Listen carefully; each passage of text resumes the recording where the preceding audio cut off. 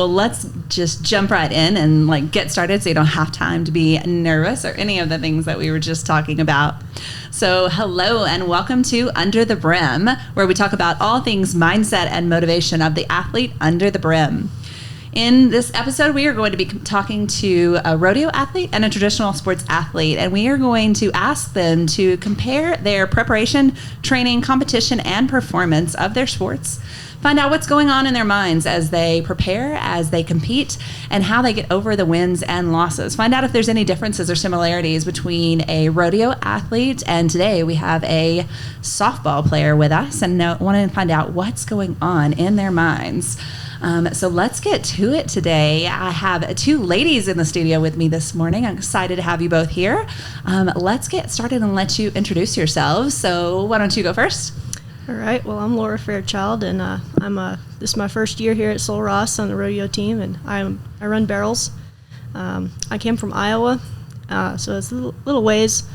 So yeah, I'm just getting started here, and it's been fun so far. So awesome. Yeah. So your first year at Sul Ross, did you compete anywhere else before here, or is this your first year in college? This is my first year in college. Okay. Yeah, I'm a freshman. In high school, I did rodeo. I did high school rodeo all 4 years of high school and a couple of years in junior high as well. So. Okay.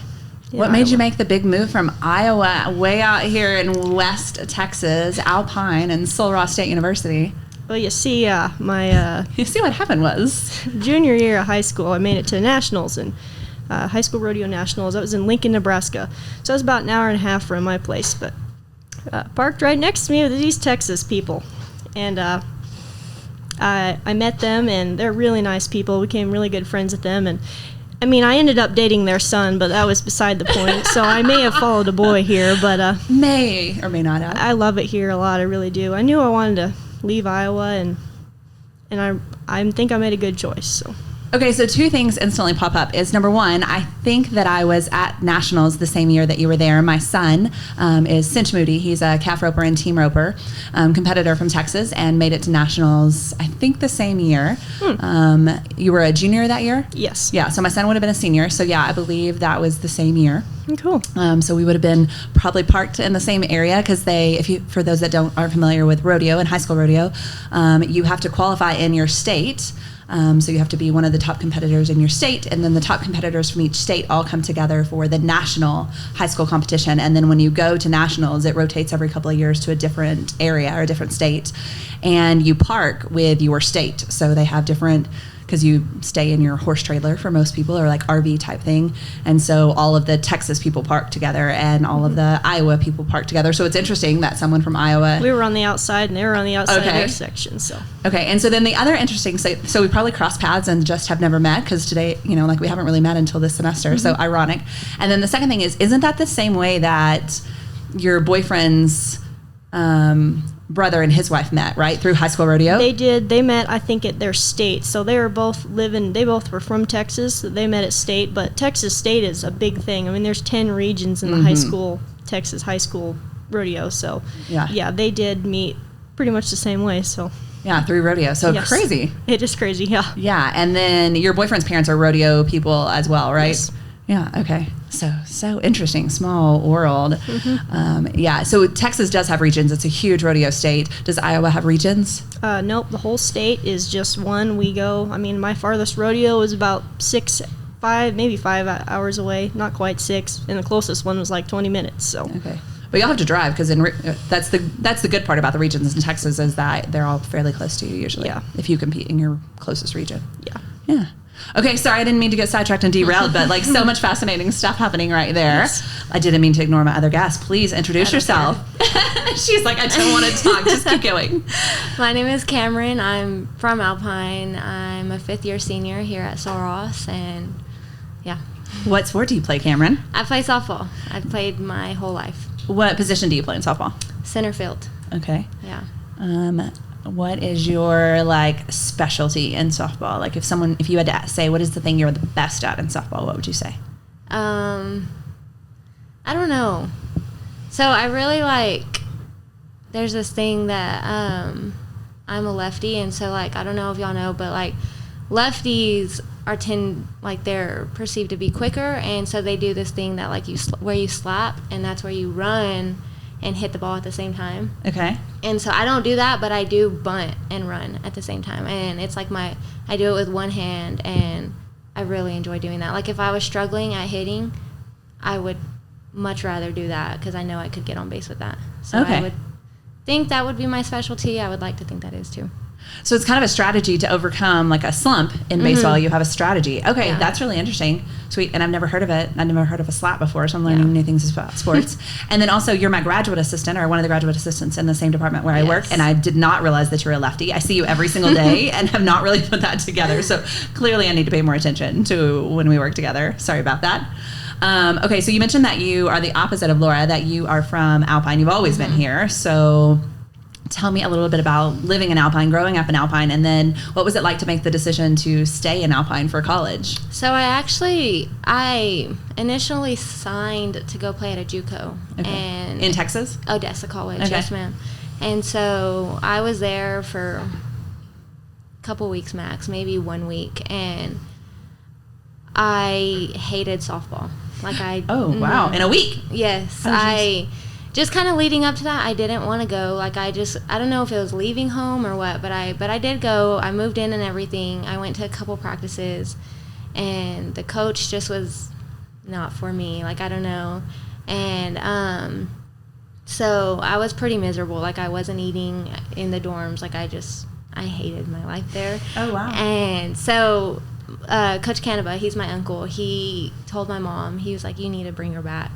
So I moved all my classes online, and then I came back home, and Coach Canaba convinced me to play softball. And so at first I've played for Canaba my whole life, and so it wasn't playing for him. It was just, I didn't know if I wanted to play. I didn't know if I wanted to do that. And Alpine again, like I was almost embarrassed too, because I left home, came back home, stayed here, like, so that was probably one of the biggest things. But 5 years later, here I am. Yeah. So fifth year, did you get an extra year of eligibility because of COVID? Or yes, okay, because of COVID, yeah. Okay.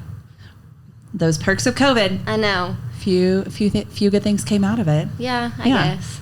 So did it take you a while to get over that mindset that you talked about like, am I a failure because I left and I didn't stay gone? Did it take you a while to get over that? Or once you kind of got back into that team and the action of playing, like?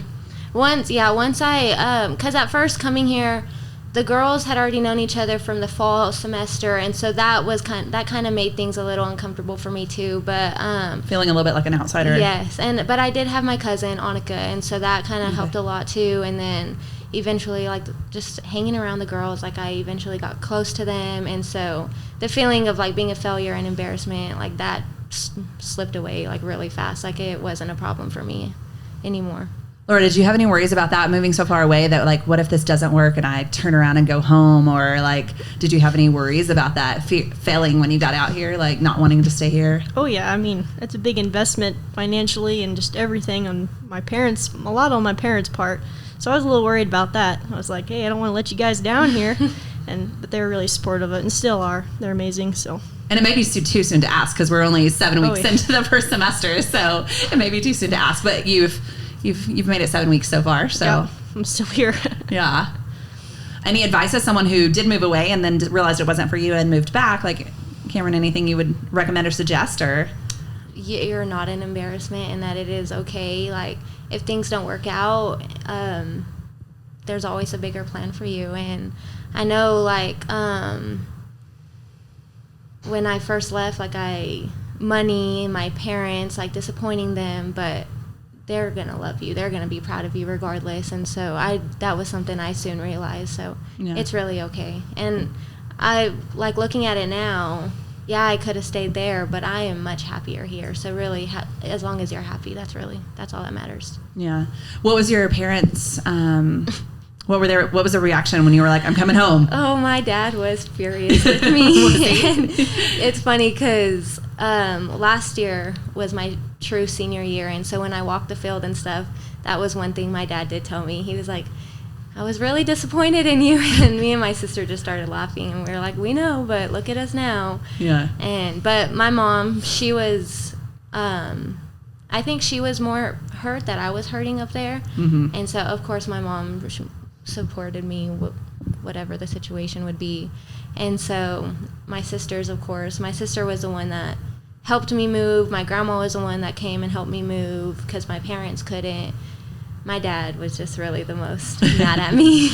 So you mentioned a sister, just one sibling? I have 3 other siblings. Okay, but the sister that you mentioned, older or younger? Older. Okay. My oldest. Did she go to school at Sul Ross also, or? No, so she played softball at Lubbock Christian. Okay, also a softball player then. Okay, so it runs in the family. Yes, it does. Okay, and then other siblings, are they younger? So I have the oldest, and then I have my second oldest. She played volleyball at Belhaven, Mississippi. She's still up there. And then I have... one of our competitors, right? Yes. Okay. Oh, no, traitor. Yeah. And then I have a little sister. She's in 8th grade now. Okay. Yeah. And then is she an athlete too? She's a big athlete. She'll probably be one of the best. What's her favorite sport right now? I think, because we push her a lot with softball. And so I think volleyball right now. Okay. Yeah. But what's her name? Do you want to give her a shout out? Taryn. All right, so everybody be on the lookout for Taryn, up and coming athlete. Do we need to start trying to recruit her for Sul Ross now? My Theo probably already has. But yeah. All right, very good. Laura, what about you? Do you have siblings? I do. I have a younger brother, 2 years younger than me, and then a younger sister. She's about 7 or 8 years younger than me. So. Okay. Do they also compete in rodeo? Yes, they will. My brother he's kind of taking a break from it, but he roped, and Madeline, my younger sister, she's starting to pretty much try all the events, and she really likes it so far. So. Okay. And then, did your parents rodeo? My mom did a little bit. My dad did not grow up he actually grew up in a city, more or less, and they met, and they're both very involved in the Western life now, but not necessarily rodeo. But I did grow up riding horses a lot. So. Okay. So then, what got you into rodeo? Well, we moved around a lot, different states. I was born in Kansas, and we moved to Wyoming, and then we moved to Iowa around my mom's family and my dad's mom a little bit. There really wasn't a lot else for me to do. I was like, gee, what am I going to do in Iowa, And once I started, I was riding, and there was a barrel race that was real close to my house, and I started going to that, and when I was about 11, I think, I started running barrels, about 11, and then I started roping, and then I joined junior high rodeo, and yep. So when you say Iowa, I think most people, we probably think of just corn. Yeah, cornfields, So when you think of Iowa, what do you think of? Corn. Okay, corn, so our perception beans, is not off, right? Livestock, yeah. It's an important area, obviously. Right, yeah. Really. I don't mean to make light of it, but yeah. Oh, yeah. Agriculture, a lot of agriculture, so. So then did you have preconceived notions of what Texas was going to be like when you moved here? Of course, I had some... Well, when we lived in Wyoming, we made some really good friends, and they always kind of made fun of Texas people, like, oh, you think they're better than everybody else, Texas this. So I didn't really know, I'd also heard of the Southern hospitality, so I was kind of interested to see what that was all about, but I like it so far, so. Is it what you thought it was going to be? Not really. I would say maybe probably Alpine isn't your stereotypical Texas, right? No, so it's a bit different, and I did come to visit here a couple times before I really decided to, fully commit, but I met a lot of really nice people, and I liked it for the most part. So then what was your parents' reaction? We talked about Camryn's parents' reaction when she moved back home, but what was your reaction when what was your parents' reaction when you said, Mom and Dad, I'm moving to Texas for a boy? I was originally going to move to Wyoming, so I was still a ways. They always knew that I wasn't going to stay in Iowa from the moment we moved back. I never really fit in there. I really didn't. The people were nice, but it's not, especially rodeo, it's not super common. Mm-hmm. It's not as much of a lifestyle as it is around here. I guess just a lot more people know about it here, maybe just in Texas in general, but. Right. So they kind of knew. They were kind of expecting it. And after after I continued talking to this kid, living 16 hours away, I know, he'd be so mad if I referred to him like that. But, when we lived 16 hours away, and I was like, I really think I want to do this. And they're like, all right, we'll get you there. So they're amazing. That's awesome. Yeah. So no hesitation, no reservations. I'm sure there was. Was there a sit down like, okay, but these are the rules. This is what the expectations are? There really wasn't. You know, I worked a lot during school, during the summer, and you know, they knew I was working really hard for it, and they wanted to do everything I could, because this is probably something that they themselves would have loved to do, and they're the kind of parents that, you know, they want to give me all the opportunity they can, especially if it's something that they would have loved to do. And so that's probably their motivation behind it. Right, the American dream, right? To have our kids do better than we did, right? Mm-hmm. So Camryn laughed when you said this kid. I know. Just to be a little more politically correct to him, would you like to acknowledge your boyfriend, give him a shout out like Camryn did for her sister? Wyatt Kibbe. Wyatt Kibbe. Hey, Wyatt Kibbe, you are not just this kid, okay? I know. We wanna correct that right now. Oh boy. Maybe we can edit that part out later. We'll fix it. Okay. Don't worry. Yeah. So did you play any other sports besides rodeo growing up? Oh, I tried. I tried playing volleyball. Wasn't real great at serving the ball over the net. Basketball, I tried a little bit, and my defense wasn't bad, but I couldn't handle the ball, and I rolled my ankle all the time. So I enjoyed track, but it was during rodeo season. I probably would have continued track had the schedule not conflicted a lot, because I still enjoy running. So I probably would have done that, but, you know, I kind of had to choose, and obviously I chose rodeo. So. And you tried all the rodeo events, but at college rodeo, you specialize in barrel racing. Do you do any other events as well? I dabble in the breakaway roping. I got one horse here right now, and I've tried doing both on her before, and it just doesn't really work out. You know, you got to consider your horse's mental health, I guess you can say. Some horses are capable of it, and some aren't. And right now, she hasn't proven to me that she's capable of doing both. So, I guess so. One of the reasons I wanted to do this podcast was to talk about like some of the similarities and differences between the two sports. And when we were talking about trying to do breakaway and barrels on one horse for somebody that's maybe a traditional sports athlete or isn't as familiar with rodeo, can you put that into a sports analogy? What would be the comparison of trying to do the same thing or trying to do two different sports on one horse?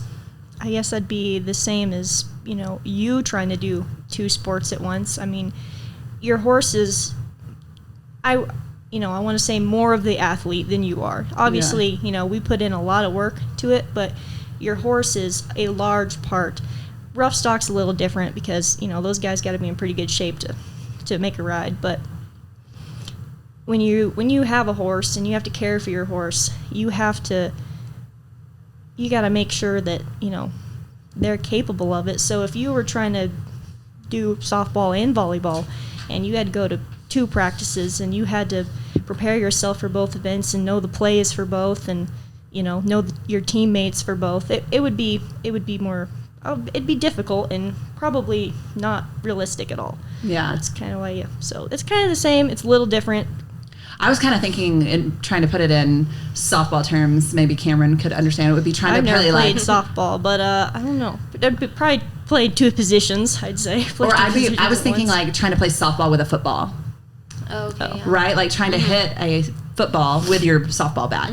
Right? Like that would be the comparison of trying to rope a breakaway calf on a barrel racing horse. Right? Like you're using the wrong tool. Right?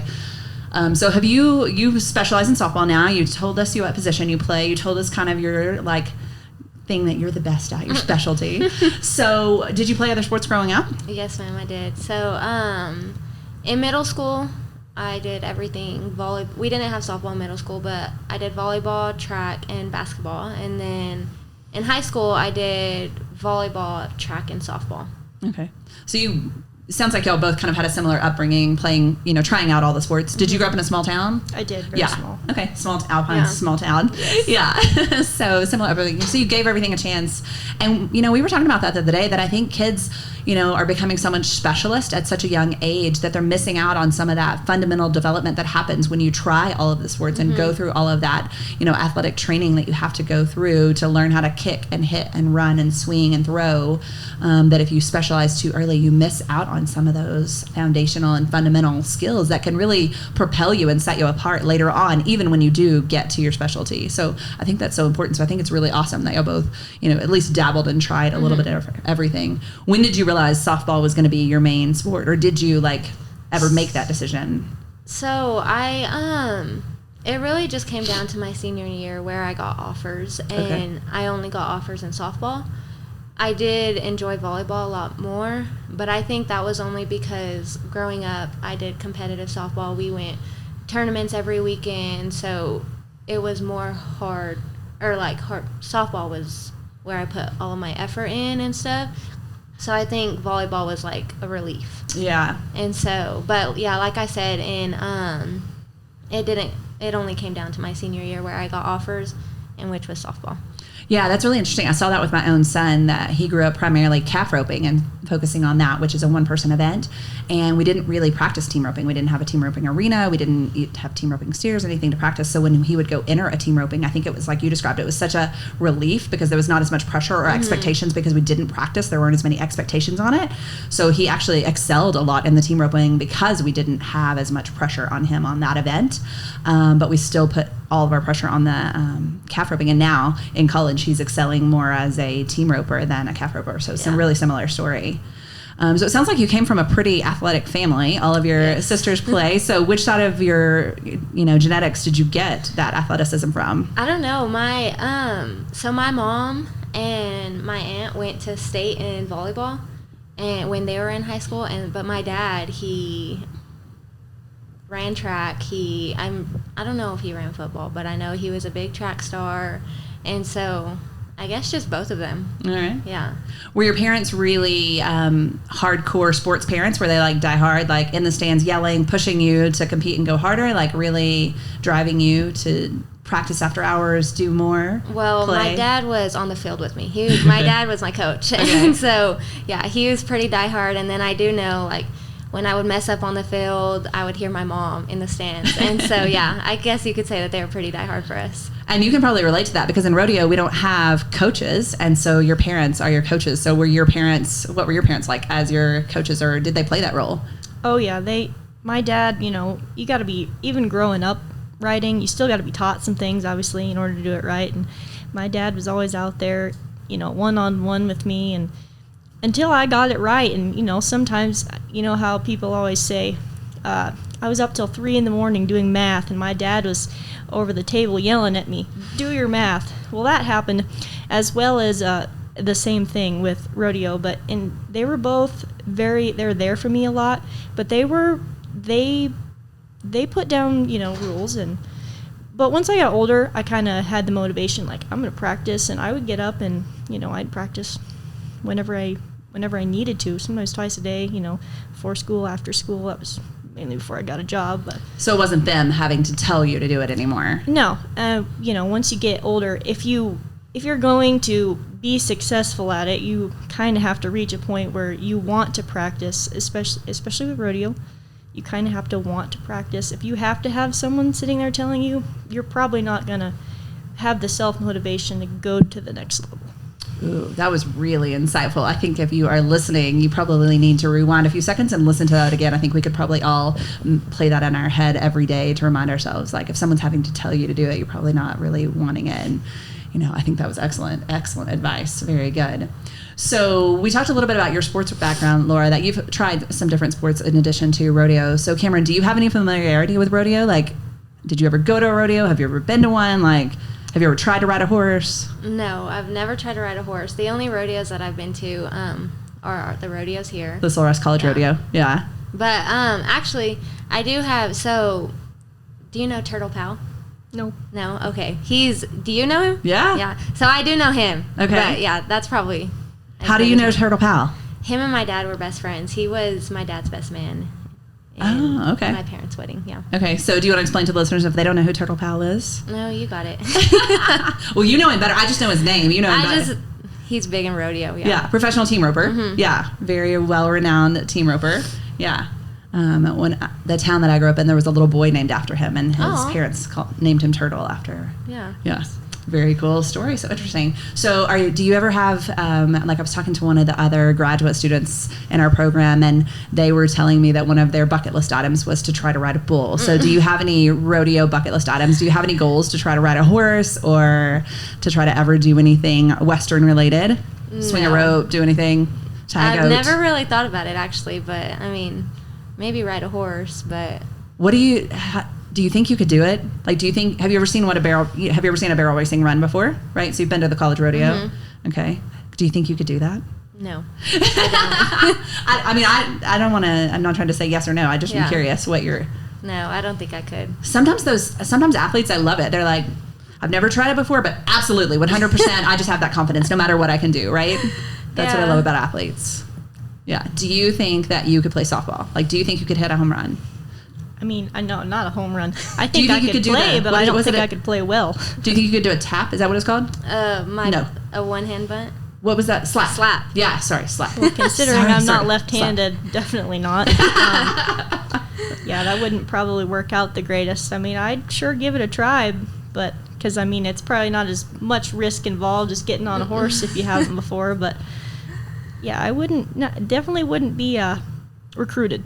We'll just say that. That's a nice way to put it. Okay. Mm-hmm. So when I was putting together the episodes on the list and like which athletes I would pair up, the way that I came up with putting barrel racing together with softball is just thinking about the 3 bases in softball and the 3 barrels in barrel racing. And that was just kind of what I was thinking about of how I would put these together. And so the title of this episode is actually There's No Place Like Home. So thinking about like you started in the alley and trying to get back to the alley, and you thinking about taking off from your slap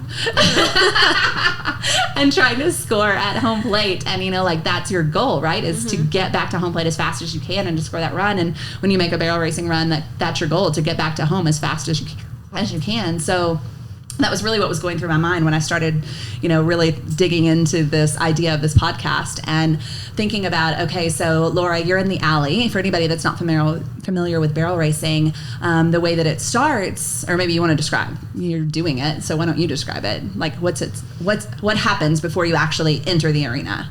I mean, you go through like you said, the alley. This is just the gates, the chutes leading up to the pattern, and you got your electric eye that starts and stops your time, and every arena is a little different, so I always look to see, where that's at. Sometimes you don't need to take off as soon. So an electric eye is a digital timer, in case anyone doesn't know. So when your horse runs in front of that, whichever part of you or the horse passes that first starts the time, and when you pass back in front of it, stops the time. Okay. Mm-hmm.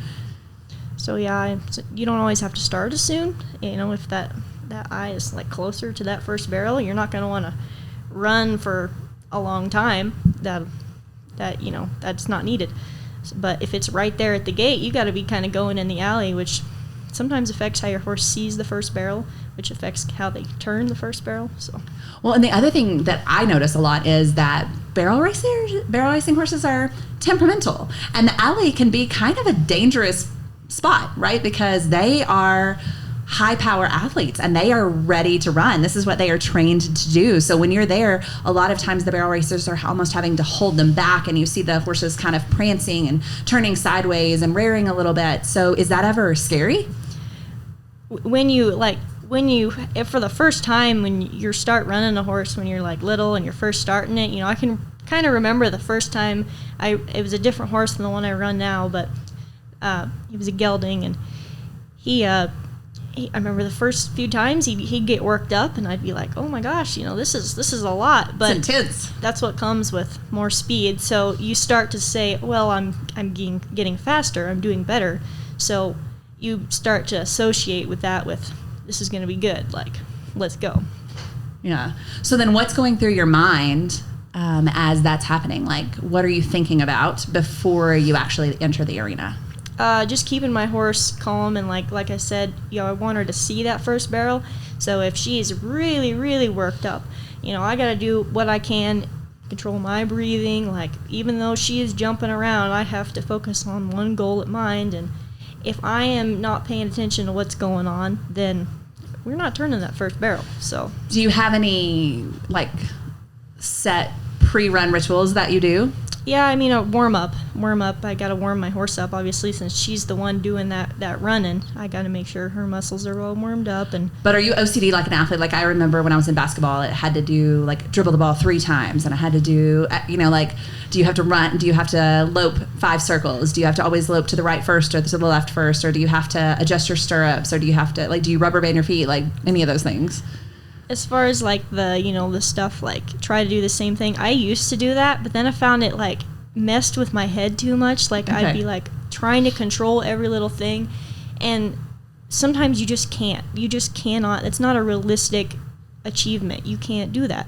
So now I have more the mindset of, I'm going to get my horse warmed up as good as I can, obviously. But, if I can't do a set number of circles, or if I can't warm up in the same place because there's too many people, then, I can't do the same thing every time. You gotta change it up. That's the thing with horses. You have to change it up. If you do the same thing every time, you're probably going to run into some issues. So, not really, but obviously I do rubber band my feet. I do those kind of things. I rubber band my feet, pick my horse's feet out before the runs. I, make sure she's good, obviously.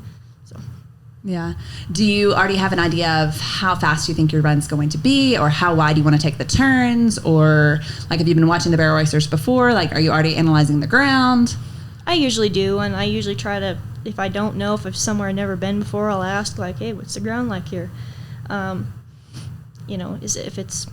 if it's stickier, my horse doesn't really love sticky ground, so I know I'm going to have to push her a little bit, kind of decides where my hands go a little bit. Like I said, the eye, how fast or soon I need to start. My pockets, my turns are usually about the same. So it sounds like you know where your horse well enough and yourself well enough that you go into it pretty confident. That's the biggest part of You're not racing. guessing at it or figuring it out as you go. Mm-hmm. Okay. So Camryn, kind of thinking about that same, again, that kind of similarity. So you're in the dugout watching the game before you get up to bat. You're watching the pitcher throw. You're watching the girls bat before you. Like, what's going through your mind at that point? Like, are you nervous? Are you excited? Are you anxious? Like, what's happening? I guess that just kind of depends on who we're playing. Like, if it's supposed to be a good game, my anxiety levels are pretty high. But if I like the team, not to be like disrespectful or anything, but if they're not like as good as we are, like, I'm more relaxed. Okay. And so as part of like being in the dugout and stuff, I really just try to watch the pitcher, see what, like, because some pitchers, when they're doing their warm-up pitches, they don't do their full speed to throw us off. I don't know. But some of them actually do. So I do try and get my timing with that, with their pitches, and yeah. So then when you're up in the batter circle, when you're the next up to bat and you're swinging, are you thinking about pitch speed and your bat speed as well? Like, are you practicing that and kind of seeing that in your mind? Are you visually rehearsing what's going to happen? Do you do that visual practice? Yes, I do. Just kind of like a confidence thing too that helps to just like visually like seeing myself hit the ball and stuff like that. But when I'm in the circle, again, I just kind of focus more on the timing and just kind of like work my mind a little bit. Like, if she threw a strike to the batter in front of me, like, okay, she's probably going to try and get her to swing, so watch out for like the waist pitch, and that would be like a changeup or something, just to kind of throw her off. And so when I'm seeing that, I'm like kind of thinking like, okay, she's probably going to do the same thing to you, so you have to be prepared for that. Just kind of stuff like that. It's so funny when you're talking about that. I'm picturing that, I can't remember the name of the movie, but one of those gambling movies where they're sitting there like counting cards, right? That's what I'm picturing, right? Like, you're predicting what's going to happen next. Like, okay, they've thrown 2 change-up pitches. Next is going to be a fastball, like that kind of stuff. So then you kind of got your plan. And so when you start walking from the circle to the actual like base, like to get ready to get in the box, like, what's happening in your mind from that point on, and that in those few steps that you're walking as you're walking up just to the plate? Confidence mainly. And then like, I know it helps saying like positive affirmations to yourself, like, and then even if I'm struggling with something, like wait on the pitch, like an example like that, like I just remind myself just like the positive affirmations, like you could do this, or wait on it, wait on the outside, like wait on the changeup, just talking to myself mainly.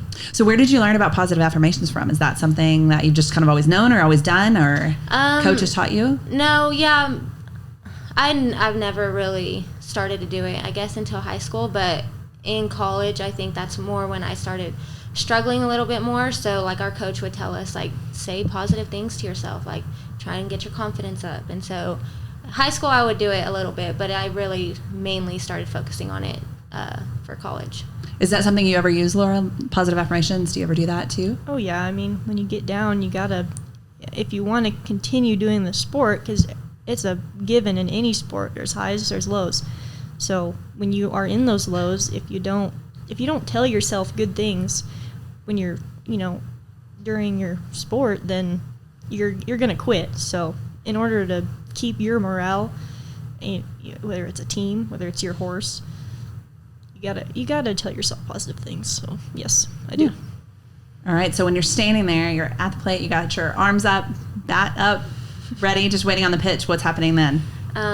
Just focusing. I try and read, because pitches, they could go in any direction. So I just try to see if it's going to be an inside. I know what I need to do. I need to turn my hips really and have fast hands if it's going to be an outside pitch. So when I'm in the box, I just try and just breathe, again, positive, and just kind of read the pitch. You're shaking your head, Laura. That sounds familiar. Well, yeah, just the breathing. Yeah. That's a big part, I think, of anything. If you forget to breathe and you're all tense, you're probably not going to do the greatest. So. Yeah. I'm doing yoga for the athletes this year, and that's one of the things that we spend a lot of time working on. I think everybody would love it if we would just sit there and breathe the whole class. But, yeah, hopefully it's helping, because I do think that that's such a powerful tool that we underestimate in a lot of areas of life. Okay, so do you ever get yourself, Camryn, in trouble, like predicting what pitch is going to come next? Like you already have it made up in your mind of what's coming, and then it's wrong? Yes. So if I'm not expecting if I'm just expecting a regular pitch, a fastball, and it's a changeup, pitchers can make us all the batters look so goofy doing that, just because we're not expecting a slow pitch. Yeah. And so when we swing, it's terrible. So what does that feel like? So if that happens, they change it up, you feel foolish.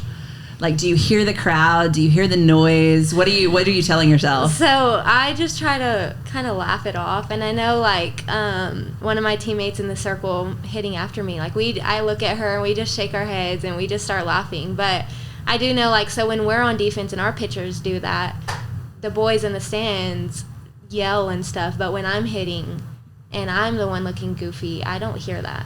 But I do know, when I'm on the other side of it, I can definitely hear, the fans, making fun of the batter and stuff. So, yeah. So when you're batting, do you hear noise for the most part at all? I hear certain people. Okay. Yeah. And who do you hear? Do you want to say? I hear Jordan a lot. Do you want to say who Jordan is? Jordan is my boyfriend. Okay. I hear him, and then one of my old teammates from last year, I would always hear her dad. Jordan, you're powerful, so you better use your words right. Yeah. Yes. Okay. Same thing for you. So when you're about to, head out of the alley and start your pattern, do you hear anything? I've seen a lot of, no offense, but barrel racer moms, standing at that first barrel, just yelling. So were your parents doing that, and did you hear that? My mom was never the typical barrel racing mom, and I thank God for that, because barrel racing moms are real. It is like that Dance Moms show, right? There could be a show about barrel racer moms for sure. There really could, and there should be. That's not a bad idea. There you go, reality TV people. There's your plan. My mom, she was a silent supporter. She would, after my runs, she always videoed. So here's what we need to change, and or this was really good. She's really good about that.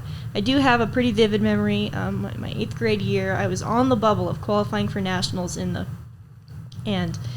I had to make a run, and this one girl, she had to basically not place. And she ran a few before me, and she got a no time. So I was like, all right, I have to pull out a certain time. The days before that, I'd placed, but I hadn't ran real fast times. I needed to get a lot better. And so I made my run, and when I was going around the last turn, I heard my dad. He was standing kind of behind me, and my dad has a very loud, commanding voice, and he yelled, "Go!" in his voice, and I have a video of it still, and I remember hearing that, and it was almost startling, oh, I better go. Jeez, Dad's yelling. It's a good thing he was behind you and not in front of you, right? Yeah. Oh, I'm at a halted. But otherwise, I really don't hear a lot. So then Camryn was talking about embarrassing, so that embarrassing moment of a pitch throwing you off. So I know in rodeo, embarrassing for barrel racing would probably be knocking down all 3 barrels. That's the epitome of a barrel racing faux pas, I would guess, right? So have you ever had that happen to you? I have not. You better knock on the table right now. Camryn's doing it for you. Yes. I have not, but I'm sorry, rodeo coach. I'm not trying to jinx her. Okay. Yeah, my horse is pretty good about that, honestly. Like, not even like worrying about jinxing, but she's pretty good about that. And have you ever seen it happen? And like, do you like squirm for that person? I do feel bad for her. I'm like, I feel bad for you. You know, you need some ice cream, and you deserve a little bit of time to yourself. So I do feel bad for her, for sure. Okay. All right. So you've hit the perfect pitch. It's what you want. You've made the perfect start to your run. It's what you want. So you're in the middle of that right now. Like, you're making your barrel run. You're making your base run. Like, what's happening while you're running? I just got to stay focused, really. I mean, I've ran barrels for a while now, so a lot of it's muscle memory. I kind of know what to expect. Once in a while, things get thrown for a loop. Your horse trips. Like, oh, that barrel's a lot closer than I thought it was going to be. Just, random things. So just stay focused and not get too lost in the moment, because if your mind just goes blank, then you're probably going to do something not the best. But you don't want to overthink while you're out there. And I used to have that problem a lot. I used to overthink. Okay, I got to do this. No, you have muscle memory. Use it. So. And that causes more problems, right? When you get in your head too much. It really does. And I think that's probably goes for any sport. Okay. Would you say the same thing, Camryn? Yeah. So like she said, muscle memory. Since we were in 8 and under, we have always been taught how to run the bases, which foot to hit. When you hit the base, like just at what point do you look at your third base coach? So a bunch of that is all muscle memory. But as I'm running, I'm just really paying attention to my coaches. And I know for some people it's hard. They're trying to look at the ball, see how far they can go. But I trust my coaches enough to, they know my speed. They know when to hold me, when to send me. So that's really what I'm focusing on too. Oh, so that brings up a good issue. So you talk about having to trust your coaches, and you're having to trust your horse. So there's a lot of trust involved in what you're doing, because like you mentioned, Camryn, you shouldn't be watching the ball. You have to trust that your coach knows what's going on and that he's going to guide you. And you have to trust that your horse is going to respond to your hands, and that they, again, have that muscle memory and know their job. So that's a really interesting point. I hadn't really put that together, and that's a cool similarity that y'all both just brought up. That's really interesting. So had you ever thought about that before, about how much trust is involved in your sport? Is that something you've ever put thought into before? Or yeah, I've thought about it, just because we're always, when our pitchers are struggling, we're always telling them just pitch a strike and trust that your defense will help you out and defend the ball. And so and then like you said, I have realized how much we trust our coaches when we're running, and for them, they really do a good job about knowing when to send us and stuff. So that is something I have realized. And it gives a whole new perspective to that quote, trust the process, right? I hadn't really, you hear that all the time, and, you say it, whatever. But now that y'all talk about that, it really is interesting when you say that. So fascinating. I just learned something super cool. Okay, so then we've touched third base. We've cleared that third barrel. We're headed home. What's going through your mind now? You're so close to the finish line. You're so close to home plate. You're so close to that electric eye, getting the time that you want. What's happening right now? For me, I would just say that's probably the funnest moment of the run. That's the part I enjoy the most. So, just enjoying it, and I'm here. I made another run, and it's whether it was good or bad, I tried and I laid it all out there. So let's just enjoy this, and so that's hustle the rest of the way and have fun. When you say that, I'm picturing that photo on social media of the dog, and they talk about when the clock strikes 5 o'clock at your job on Friday afternoons, and it's the dog with their ears flowed back running through the field at high speed. That's what I picture when you say that, just that freedom, fun part. This is what it all was for, right? This is what all the hard work was for, was this part of it, right? Do you feel the same way? Yes, I do. Just whether I'm sliding into home or running, I hear at that point, I do hear the crowd, they're cheering. Okay, cool. Scored a point, so the sound comes back? Yeah. That's neat. That part is pretty fun. Oh, that's cool. So you mentioned sliding. Do you prefer to slide? Is it fun? It is fun, yes. But if you get the chance where you're oh yeah, I'm sliding, I want to do it. Well, we actually don't have a choice. Our coach, Coach Canova, tells us for a close play, if you don't get down, you're getting taken out. And so we're always sliding, but I do. It's fun. So is there a lot of technique? Is it hard to learn to slide? Is it scary? So I slide on my stomach, like hands first. Ooh. And that's because my senior year in volleyball, I sprained my ankle. And so, like, when I slide on my butt, I was scared to slide with my ankle. So, but sliding on the ground, with your butt and your legs first, that does take some technique.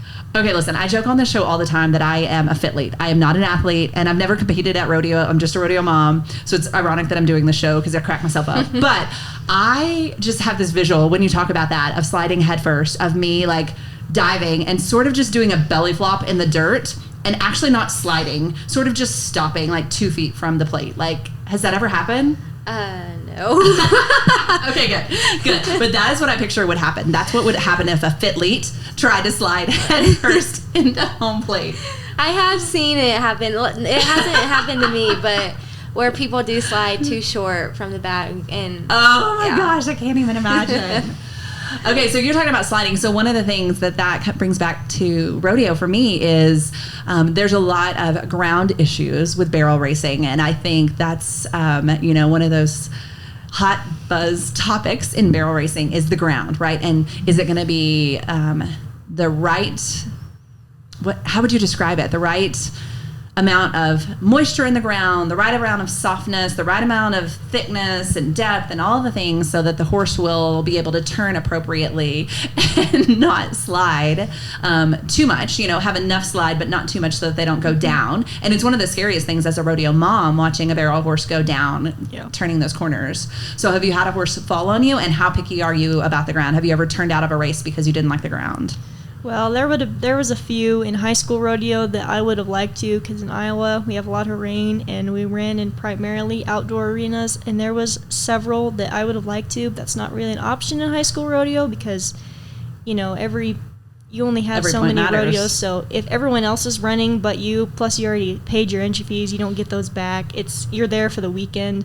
It's a little bit different than if you were on like the pro rodeo circuit, and there had been a few I would like to, but didn't, and I went about that in a lot different way. Obviously, if I'm running in the mud, I didn't go at it as much, and I was a lot more cautious. And I have had a horse go not all the way down. I didn't fall off or anything like that, and I didn't run him. I did more or less draw out halfway through the race. I just trotted him through the rest of it, and I said, "All right, you're good. You're not." Were you or the horse injured?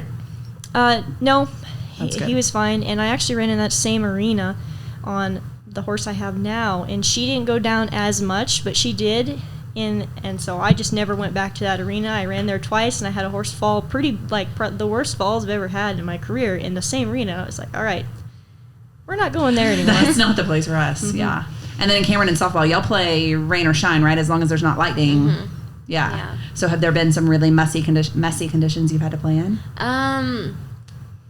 Rain, not like where it's pouring, but there have been times where we're on defense and it's hard for a pitcher to pitch the ball because the ball's getting wet. When the ball's hit to us, it's hard for us to throw because it had just rolled in the wet grass, just stuff like that. We have also played it where the dirt is just getting blown in every direction, and that really hurts, especially against your arms. West Texas dirt, yeah. It hurts, and it's just like little pokes at you. What is the West Texas dust storm called? Dust devils? No, it's like the craziest word. Do you remember what it's called? Okay, I'm gonna come back to it, but I saw the first one, I was actually getting pulled over getting a speeding ticket when I saw the first one. I was so fascinated by this West Texas dust storm that I was speeding. Probably not a good combination, right? But I was running from the dust storm. It's called, oh gosh, I can't think what it's called. I know what you're talking about, but I don't know the name. It's this huge dust cloud. It's not a wind tunnel or whatever, a little, I don't know. I'll think of it in a minute. Okay, but this brings up the issue that I'm really the most excited to talk to y'all about. So talking about the ground, and Camryn knows what's coming at, but I kind of gave her a little heads up. But I think with both of your sports, there are some stereotypes associated with the athletes in your sports. So for the barrel racers, there's a whole song about you. Oh, yes, it is. If you haven't heard the song, you might want to go get on Spotify and Google Barrel Race. It's just called Barrel Racer, right? Or Barrel Racer Land. Yeah, Barrel Racer Land. It's a good one. It's a good one, yeah. Just imagine my son was like 13 singing this to me when it first came out or whatever, and I was like, oh my gosh. I went somewhere wrong. Yeah, I was like, parent fail. And then Camryn, there's some stereotypes associated with softball. There's been some movies made about it and some, things that we hear. So I would like to hear it straight from the athletes directly in the sports. What are some things that people have said to you or questions that they've asked you that stereotype you, and what do you feel like? And do you, how do you deal with the stereotypes associated with your sport? Do you feel like that they're true or accurate, or would you like to dispel any of them on the air while you have a captive audience? I'd say for barrel racers, it really depends. I mean, I refer to myself as a crazy barrel racer. At this point, I've just come to embrace it. And like you were talking about the ground earlier, some people are really picky, but when you have a really expensive horse, or you are putting lots of money into the care of your horse. So let's just put it in perspective. So if there's somebody listening who isn't familiar with barrel racing, what would you say like top end barrel racing horse would cost? Oh Lord, I don't even want to know. I try not to look at those. I mean, just if you were trying to buy a horse that you could be competitive at the college rodeo level, especially in this region, you're looking at about $40,000 at least. I know people that have paid $70,000. Oh, see, I would have said six figures. So you way undershot what I would have said. Oh yeah, I'm sure there are some people who would, but obviously So we're looking at $50,000 to $100,000 for your horse. So Camryn, can you imagine paying $50,000 to $100,000 for your bat or your glove? No. I don't know. I've never actually I've always got my glove and bat bought for me, so I don't know how expensive those could be. Do you just want to roll your eyes at her right now a little bit? Not that expensive, but I'll be nice. That was the crazy barrel racer in her right there. Yeah. Okay, so the stereotype is the crazy barrel racer, just to put it out there, right? Mm-hmm. So what would you say like is the stereotype that people associate with barrel racers? How would you describe it? Particular about the ground. Oh my gosh, it's got to be this, or I can't. Or complaining about, I didn't do good because of the ground. Or like that song that you were referencing, the beginning of it goes, she hauls a 50-footer to pull one horse. Or she pulls a 50-footer to haul one horse. That's a 50-foot trailer. That's a very large trailer. I do not fit into that stereotype for the main reason that I could not pull a 50-foot trailer, mainly because I don't have a truck to do it. Second of all, I'm not that good at driving a trailer. Yeah, it definitely takes some skill to make some turns and park a 50-foot trailer, for sure. That was a hard... I'm still learning that, but... Yeah, there's just so much...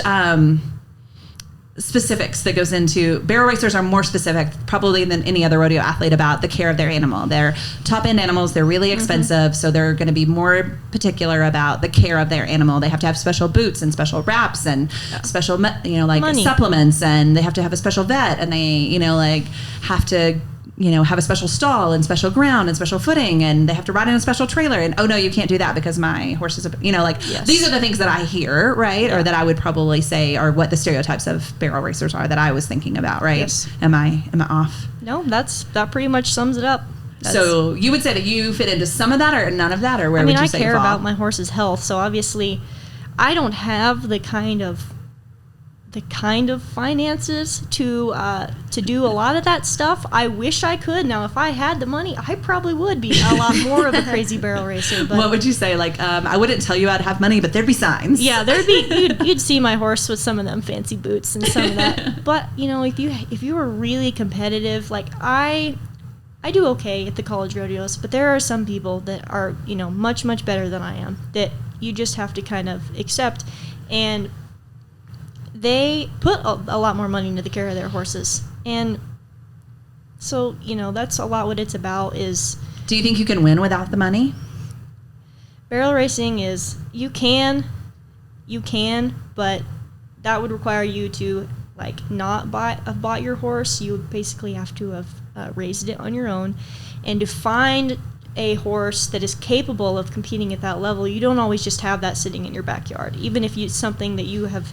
if your family has, breeds horses and you have impeccable bloodlines and all that, and you are a great horse trainer, and even if you raise this horse from the beginning, put money into it from the beginning, without that initial investment, there's just a lot of it, because I don't really know how to answer that, because well, and I think that's probably the biggest challenge of your sport as opposed to a lot of the others, is that you could be the greatest actual barrel racer, but you can't race if you don't have that horse. So and you might have had a horse and maybe it gets injured, or it just gets too old, or something happens, like you're just sitting at home waiting, and you can't just go buy another one at the store, like you can't just go pick one up off the shelf. And even if you find another great horse, you still have to have that dynamic and that relationship. You still have to gel with that horse. So even if it's a great horse, if it's not a fit for you, if y'all's styles don't match, maybe you prefer to turn right, go to the right barrel first instead of the left, all of those things play into it. Or they're a longer strided horse, or they're a shorter bodied horse, or something. All of those factors make a difference. So I just think it's super fascinating that you can be great and excellent at what you do and not be able to compete. Yeah, I would just say, I guess a good way to answer that question would be, money isn't everything. It won't buy you you can't buy your riding skills, but it is a large part of it. So. Yeah. All right. So anything you want to say to dispel the myths or the stereotypes of barrel racers?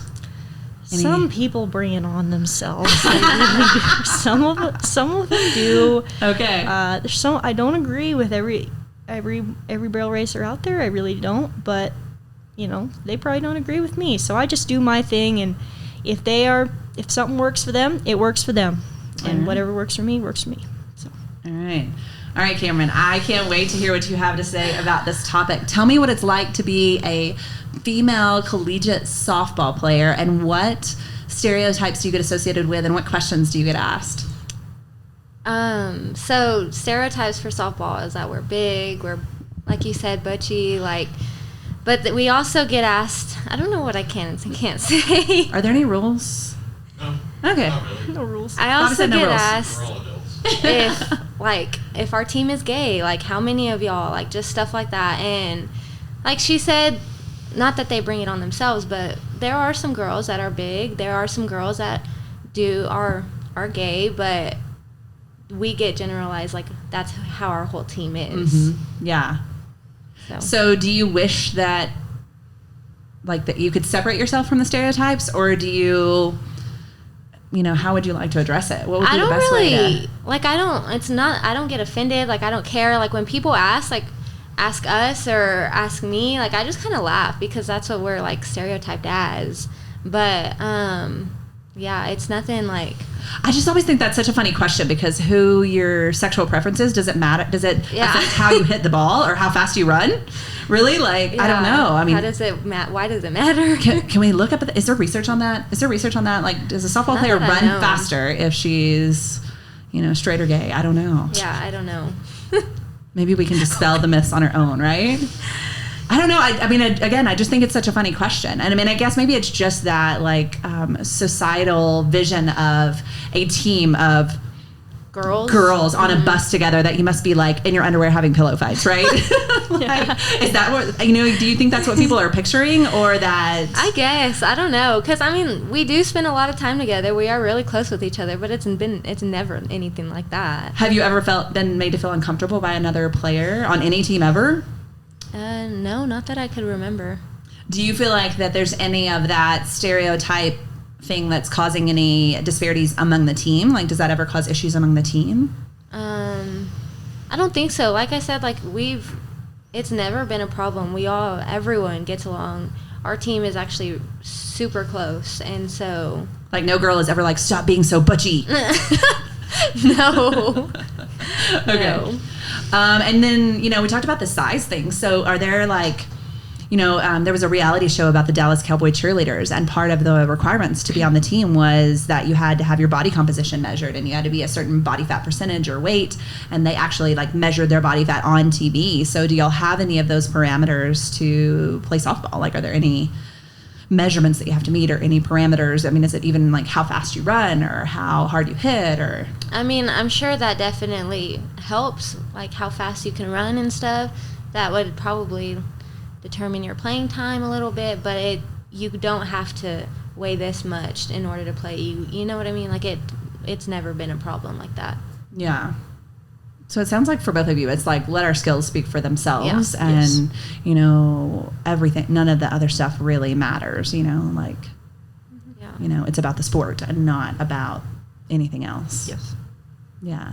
But then, how much of your personal self comes into your sport, right? Like, so how much does your personality influence how you compete and how you perform and why you play your sport and why you're competing at the collegiate level? I'd say for me, some people that are really, really aggressive or energetic people in general, it'll show in their writing. It'll show in... that's a good point. It shows. And sometimes it works really great for them, and sometimes it does not. And you can tell when it does and when it doesn't. I'm a little more on the more reserved side. I'm not, I don't pull some of the moves that some of these girls do, but part of it's just because of my horse also. Like I said, the horse is a very large part of it, so... But yeah, I mean, I've seen some of those girls hanging off the side of their horses, holding the barrel up with their hand. And sometimes that works for them. Sometimes it does. Sometimes it doesn't. But yeah, I can't even really. I've really never even attempted that because my horses just don't run like that. So well, and it's good that you know your style of riding and you know your horse. That's important. So again, stay true to who you are. Yeah. What about do you think your personality influences the type of player that you are and the fact that you're playing softball as opposed to some other sport?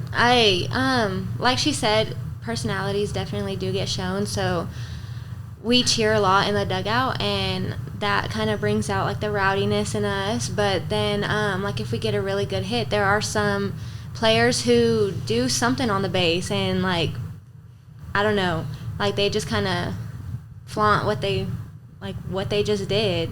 But for me, if I get a good hit, I'm not the type to be doing anything but that is one thing Jordan has messed with me about. When I get a good hit, he wants me to flex on the base. And you know me, I was nervous to even do this right now, and so that's not your I'm style. more, sometimes I will do it just to give everyone a good laugh, but like I said, it just kind of depends on who you are, and these little things like getting on the base or when you score or cheering in the dugout, that's where you're able to show your personality. Yeah, that's really funny that you mention it, because there's certain rodeo athletes that I can remember from professional rodeo that there was a calf roper that he would pump his arms in the air when he made a good run, and they called it raising the roof, and he was really well known for that. And there was a steer wrestler that would shake his butt when he made a good run, right? And those are really memorable, and for certain athletes, they can just get away with it, right? And it's not seen as being showboaty or offensive or annoying, right? But I think that there's other athletes that their personality style, it would come across so wrong and so differently, right? So I think that what you brought up is a really interesting point, that your personality really does influence. So if you weren't doing the sport that you're doing now, what would you be doing? If you weren't barrel racing, what would you be doing, Laura? I'd probably still be in rodeo, so I'd probably be breakaway roping because I like that too. You think that's where you fit? I like that too a lot. And other than rodeo, I don't know if there would be an athletic career for me because I'm not the most naturally athletic individual. You can join my Fitly Club. It's okay. Come on over. Yeah, Fitly. Come on over. Yeah. Okay. What about you, Camryn? I'd like to think that I would still be in athletics. Like I said, I really enjoyed playing volleyball, so I might be doing that. Or what does life look like after softball? So this is your last season. Oh, she cringed. I don't want to think about it. I don't know. I do. There are some. I mean, just fitness-wise, what do you think you'll do as your athletic outlet if you're not competing in softball? I would like to stay pretty healthy, pretty fit. So working You want to come out. CrossFit with me? I don't know if I could do CrossFit. Okay, that's my next out-of-the-box thing that we're getting you to do. Oh gosh. Okay. Apparently, I this have semester done is it just before. get Camryn out of her comfort zone. Yeah. She rolls her eyes at me. Okay, yeah. I know we're going long on time, and I want to wrap this up, but I have two more things that I want to talk about really quick. Sorry, Bobby. I want to know, if you knock down a barrel or you strike out, what does that feel like, and how do you get geared up for the next run or the next at bat? So when I strike out, I'm mad at myself. No. I mean, when I was younger, I would probably cry, but now I'm mad. And I feel like that sometimes influences my next at bat. I want to hit the ball so bad that I'm swinging at everything, and that I strike out again, and then that influences my next at bat. I just struck out, and then you're playing on the field times, too, probably, yes. right? And so how do you channel that anger? there are some people in the dugout that try to make me laugh, and sometimes it doesn't work, but sometimes it really does, and I do need that outlet that I need to talk to them, or some of them will go up to me and be like, you're okay, like they'll tell me what I did wrong, and so focusing on that next at bat, I just try to stay positive again and just kind of forget about what just happened. Yeah.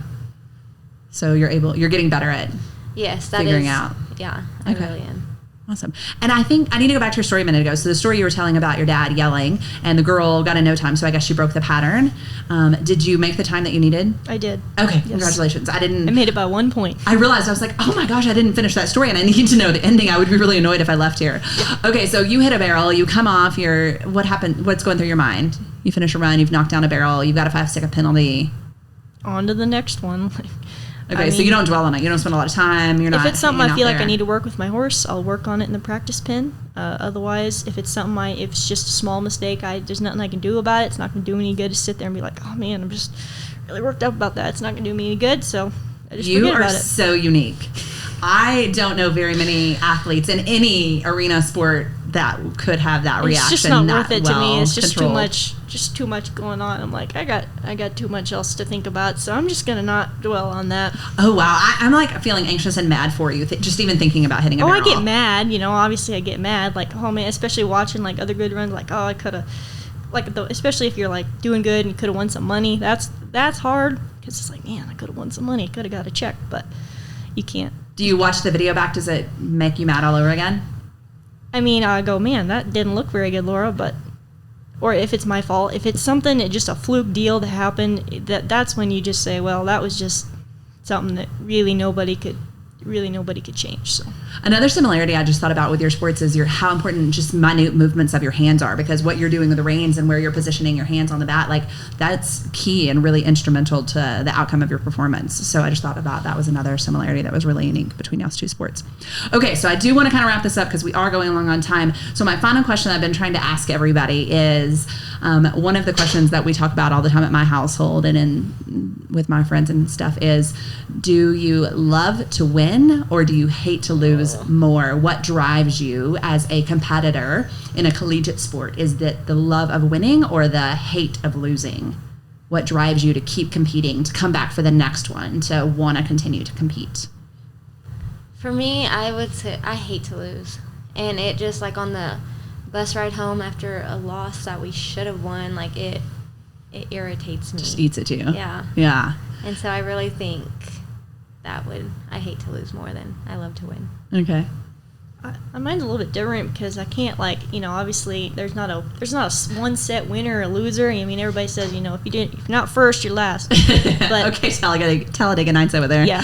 But you have to find the little victories. So I try to do that. If there's something, well, I did better in this compared to my last run, or if I didn't, I say, okay, I need to work on that. Clearly, it's becoming an issue, and then I just channel that into my practice. And so I don't know if I could answer either one. I just say the chance that I can keep doing better, and then maybe one day reach a win. Because right now I have not won at a collegiate level. I've been to 2 rodeos, and I've been stuck about middle of the pack. So. Yeah. Well, and your field is huge, so yes. I don't want people to take that the wrong way. How many entries were there at the Sul Ross Rodeo? Do you know? About 160, I think. Yeah, so it's one winner in 160 entries. I think I was around 50th, so it's hard to see that many people in front of you and keep your faith up, but.